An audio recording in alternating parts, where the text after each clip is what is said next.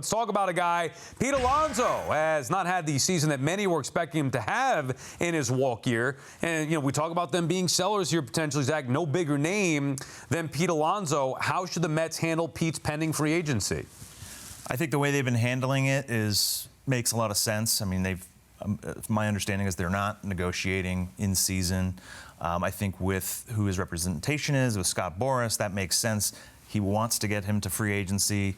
I think you play it out, see how the season goes. If there isn't a trade opportunity that comes up, having that opportunity to negotiate with him at the end is fine. They still may not find common ground, but I think that they're doing what they should be doing. Yeah, and maybe more importantly, I know we don't talk about this aspect of it, we get into it for another day, but evaluating Pete by himself. Forget about free agency, because there is a possibility, it may not be realistic, but it is a possibility to trade him for something and then just re-sign him in the offseason, depending on where you're at, valuing him individually. What do you think, though, he would bring back in a trade if they do trade him at the deadline?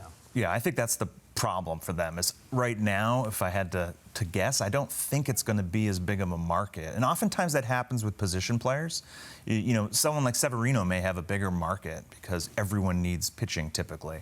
But you got to find that team that's going for it and needs that position, first base, DH, and has what you're looking for in return and is willing to do it. So there's so many things that have to align that I'd say right now, they're probably not likely to trade him. And Zach, I'll throw this out to you. I don't know the answer to this, but trading a guy from your team going into his free agency winter, does that do anything to him re-signing with your club or not?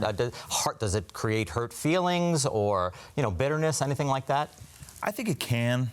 When I was with Boston, we traded John Lester. Right, great example. But we did try to re-sign him in the offseason, and I think if we were the highest bidder, then we would have brought him back. So, in the end, it's the business part of it that drives those decisions.